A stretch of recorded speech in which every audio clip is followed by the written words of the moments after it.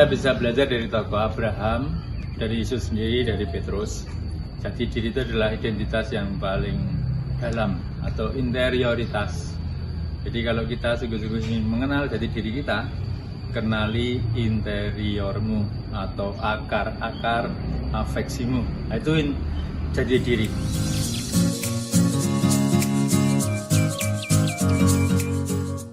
Oke, minoritas. Kalau orang merasa sebagai minoritas itu artinya need-nya itu ingin diterima.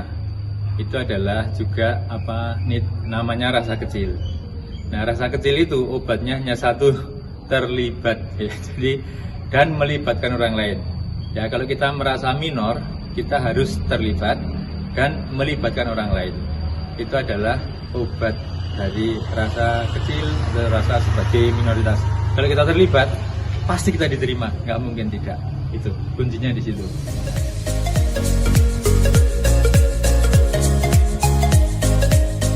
Oke, Tuhan itu ingin kita itu menjadi diri sendiri.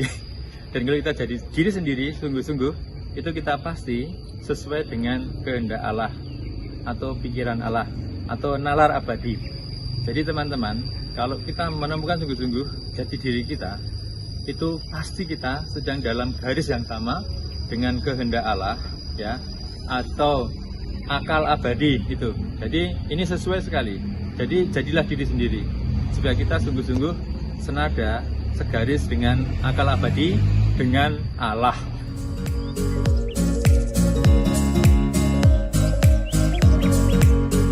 Oke, pertama-tama bagaimana cara memotivasi?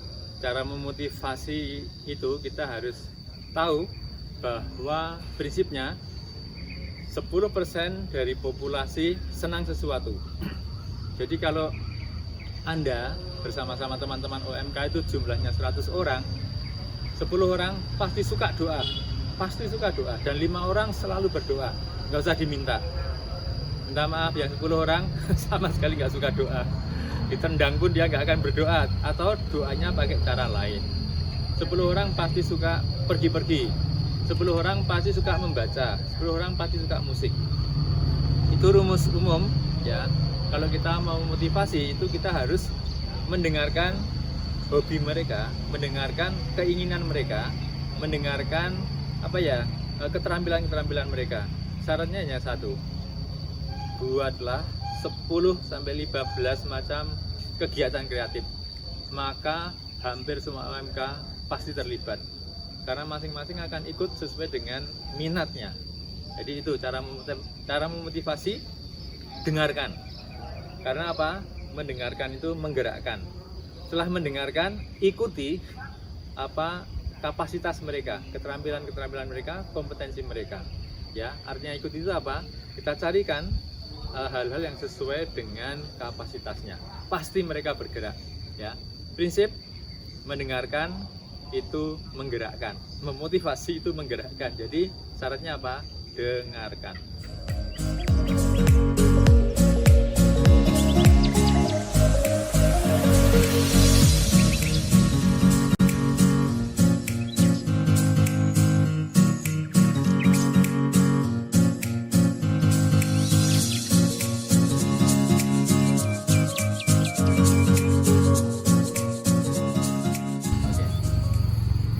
Oke, teman-teman, Bransis, ada pertanyaan bagaimana cara saya menghadapi situasi ini. Situasi ketika saya gagal, saya tuh coba bertahan, tapi lama-lama itu berat.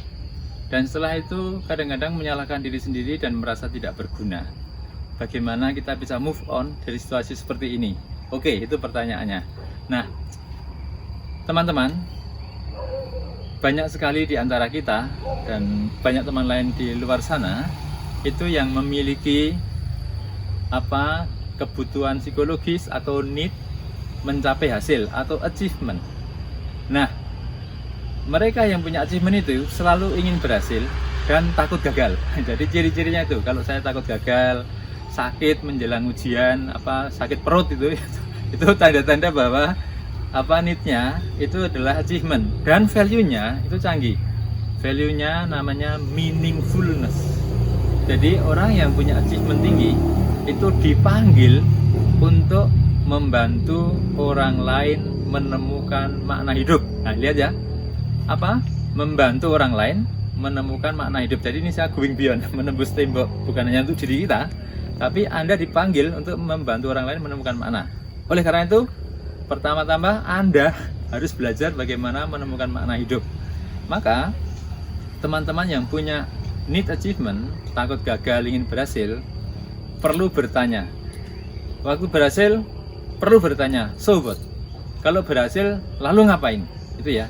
Sama juga ketika gagal, teman-teman juga harus bertanya, so what? Lalu ngapain? Gagal, masih hidup. Gagal, masih hidup, masih bisa jalan-jalan. Jadi apa? Jangan terlalu membesar-besarkan kegagalan. Dan jangan terlalu membesar-besarkan keberhasilan. Dengan cara bertanya, so what? Nah, ini menarik sekali ya. Jadi, energi achievement, teman-teman, kalau kita baca buku Power versus Force, kita akan tahu bahwa Map of Consciousness mengatakan bahwa energi achievement itu 400, ini tinggi sekali, tinggi sekali. Maka kalau Anda bisa mengelola need, achievement, dan menemukan value-nya, yaitu meaningfulness, kebermaknaan, Anda akan menghidupi ini. Anda level 400 levelnya, energinya 400 dari 1000, energi yang sangat tinggi, gitu ya. Nah, latihannya bagaimana? Latihannya, ambillah waktu setiap hari 5, 10 menit, 15 menit untuk bersyukur ya atas pengalaman-pengalaman. Kapan dan di mana merasa berhasil. Dari TK sampai sekarang kumpulkan satu-satu, atau dari sekarang sampai TK ya. Syukuri satu-satu pengalaman kapan dan di mana saya merasa berhasil. Ya. Terus tanya, so what? Lalu ngapain? Nah, setelah itu silahkan juga mengumpulkan kapan dan di mana Anda merasa gagal atau meaningless atau tak bermakna. Juga syukuri atau setidaknya temukan, so what? Maknanya apa di balik kegagalanku yang pertama, yang kedua, yang ketiga? Maknanya apa di balik kegagalanku yang terakhir atau satu sebelum terakhir? Maka caranya begitu. Pasti nanti kalau Anda lakukan ini ya, Anda akan menjadi penolong yang sangat baik bagi banyak sekali orang yang merasa meaningless atau tak bermakna, menjadi meaningful, penuh makna. Nah, itu dia panggilan Anda, membantu orang lain menemukan makna hidup.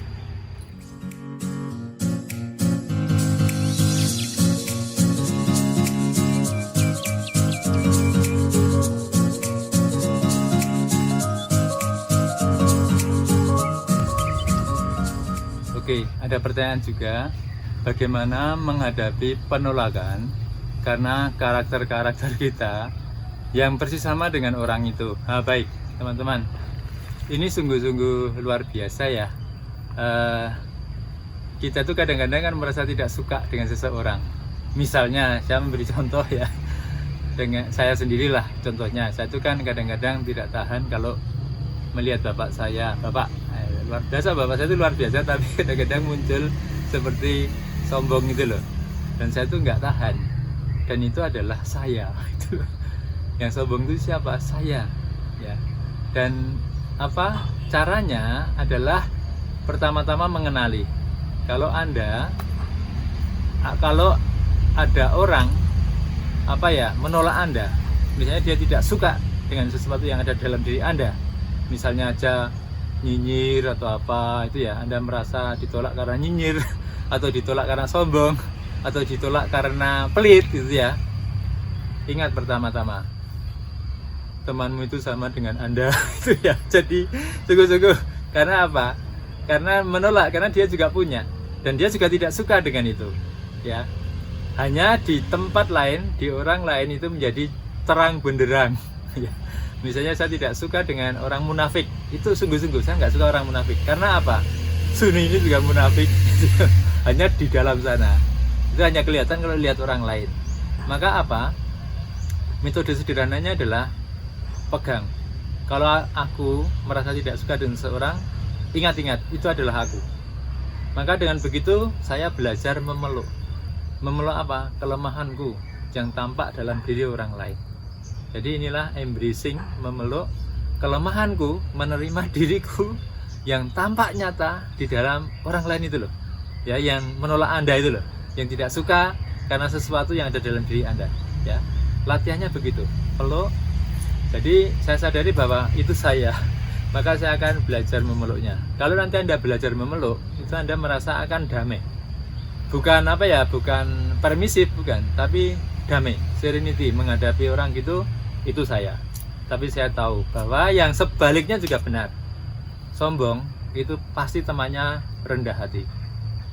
Pelit itu temannya murah hati. Itu ya. Apalagi nyinyir, ya toh, itu temannya terlibat. Ada temannya semua. Apa itu? Need dan value. Selalu bersama-sama. Maka apa? Jangan takut.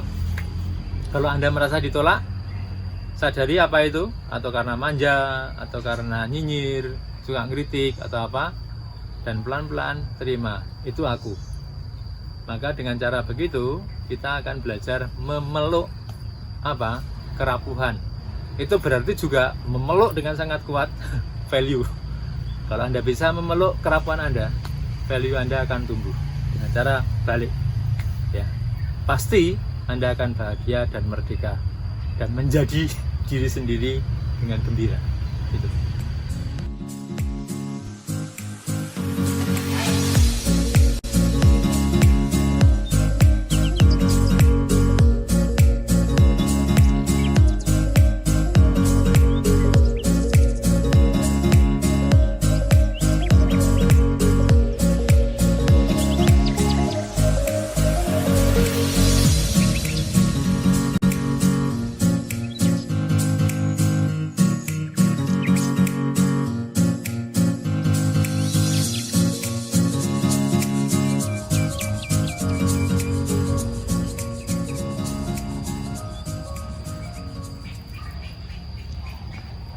Oke, ada juga pertanyaan mengenai ini, merasa ditolak karena bapak atau ibu menginginkan anak laki-laki, ternyata yang lahir perempuan, atau sebaliknya ingin anak perempuan, ternyata yang lahir laki-laki.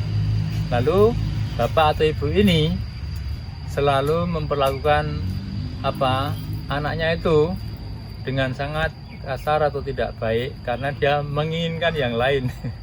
Nah, dari pihak anak ini dia mencoba untuk apa?